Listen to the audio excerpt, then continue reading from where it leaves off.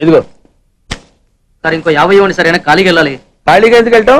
10 రోజులు ఇద్దరం కలిసి వెళ్దాం. అక్కడే వెళ్ళాలంట. తెచ్చాను రా. రైల్వే స్టేషన్ ప్లాట్ఫామ్ ఉంది, తెచ్చుకో.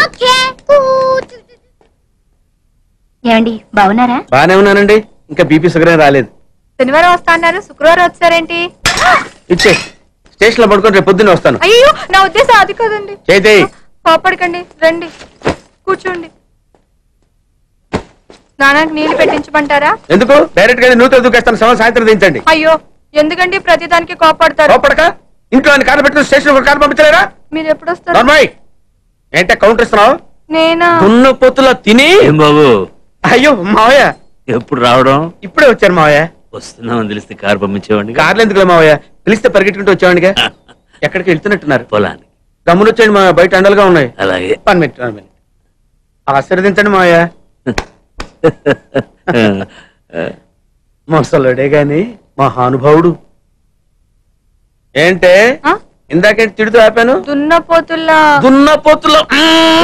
రాగానే మొదలెట్టావా? ఊరుకన్నా నువ్వు కూడా అలాగే మాట్లాడతావు. రాగానే పెళ్ళని తిట్టాను, నాకేమైనా మనసు లేదనుకున్నావా? వచ్చి ఆల్రెడీ 5 నిమిషాలు అయింది. నువ్వు మానవు.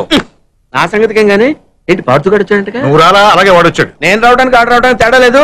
అల్లుడు సీజన్ అంటాడు, వస్తాడు పోతాడు. మనవడు చెట్టు వస్తే పాతుకుపోతాడు. బాబాయ్ ఎప్పుడు వచ్చావు? ఇప్పుడేనమ్మా. ఎన్నాళ్ళు క్యాంపు? సమ్మర్ కదా, జస్ట్ 2-3 మంత్స్ ఉండి వెళ్ళిపోతాను. సారీ అమ్మా, మొన్న ఎంగేజ్మెంట్ కి రాలేకపోయాను. పెళ్లి కొడుకు యావరేజ్ అంటే కదా అనుకున్నారు.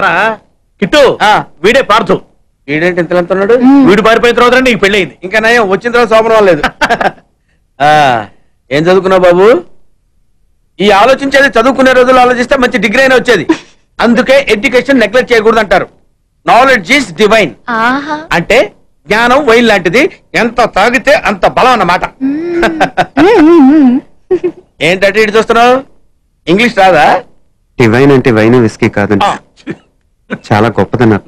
ఓహో, ఇప్పుడు అలా కూడా రాస్తున్నావు అన్నమాట. అలాగే రాస్తారు. ఓహో